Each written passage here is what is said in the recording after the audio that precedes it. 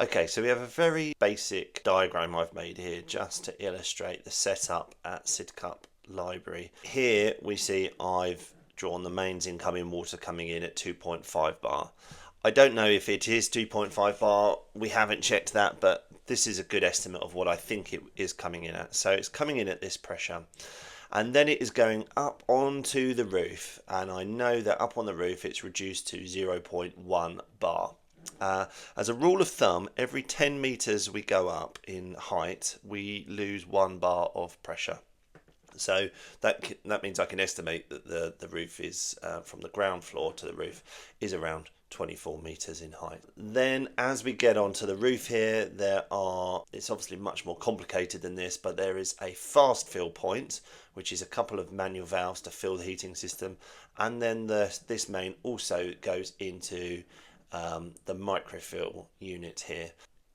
The microfill unit, when I got there, was showing on its front low pressure. I'll cut to a video of that at the end so you can see that. And so I thought, well, that's very strange. It's going to have very poor pressure here, because by the time we got up onto the roof, there would have been a lot of head pressure lost in this system. So there must be another pump to pump the water up to the pressure needed for the microfill unit, which there is. I found it under the stairs. There is another pressurization unit which is under the stairs, which I'm sure its job is to pump this at a high pressure to put more pressure into the microfill unit.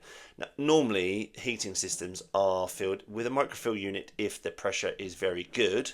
So say this microfill unit was down on the ground floor and we had 3 bar pressure, that would be fine for a microfill unit to pressurize the system. But if it's not, we have this typical style of pressurization unit, which has a tank. The water goes into fill up a tank inside it, then it has a pump, and that pumps out and increases the pressure in the heating system. In this setup, we have a pressurization unit here, this one, which is coming up and supplying water to 4. There are 4 microfill units, each one of them responsible for a different part of the heating system. Now, the heating system should be closed loop, so they shouldn't require lots of water, just intermittent topping up. And I think in the main that is the case, but I think there may be a leak on one of the heating systems, because one of the microfill units was saying that it's also cut out because it's filled up too many times. After it's realised it's got to fill up the heating system on too many occasions, there are parameters you can set that the microfill unit will say, well, I'm not going to just keep chucking water into this heating system, because fresh water contains oxygen, contains minerals, which increase the conductivity of the water, which increases the corrosion in a heating system. And so that they have a setup so that they will cut the water off and not just keep adding water into the heating system. This pressurization unit could have possibly been used instead of the microfill unit, but I don't think we need to reinvent the wheel. But it is unusual to have a pressurization unit on a pressurization unit. In very tall buildings, it's not unusual to have pumps, staged pumps, to get up to the height of the top of building. But it's overcomplicated here. They didn't necessarily need to do this. They could have had pressurization units on the ground floor pumping with pressure switches, pumping straight into the heating systems, so that they could have circumvented the need for all these microfill pressurization units. But in the short run, what we need to address is the fact that this unit, I found it in a fault state. We reset it, it ran for about 30 seconds, then it faulted again. This unit is showing low pressure because it's obviously not getting fed by this unit, and the water pressure isn't enough to pressurize the heating system up to where it really needs to be. There should be a schematic showing this design somewhere. There would have been a design for this heating system, so it'd be good to see that if we can get it. And this unit, if it's refilling the heating system regularly, it means there is probably a leak on the system.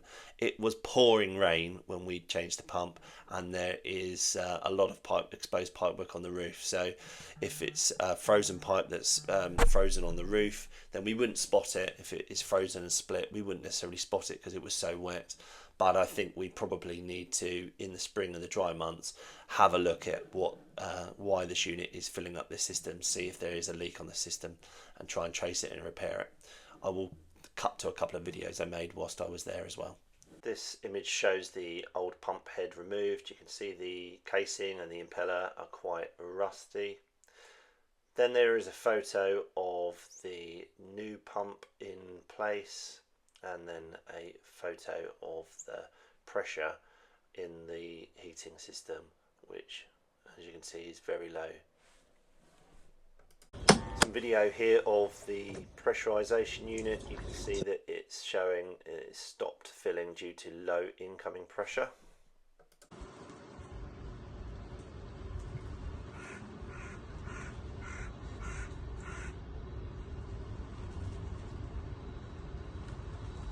Which these two both share the same supply. So this is saying inlet pressure is 0.1, so pretty low inlet pressure. This one is saying it's 0.1 as well, it's hovering around the same. The water pressure up here is very low, so a fast fill point isn't really going to achieve anything. You can see that's the valve fully open. This just shows that we cable tied the enclosure closed afterwards because the lock is broken, and we don't want any birds to get in there to try to roost in there due to the heat that's generated in this box.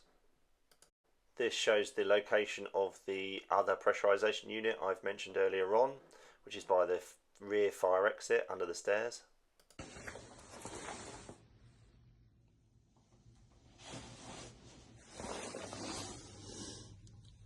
So that says failure. I'll try resetting it.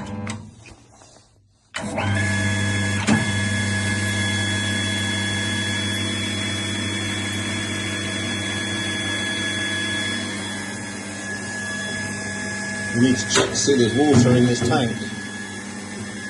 So let's just quickly zip these screws off.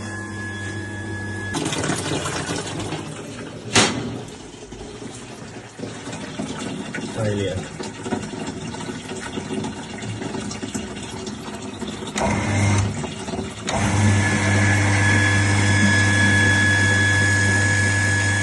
So it runs for about 10 minutes, this unit, and then it shuts off again. I thought it might be that it's running dry, but it's not.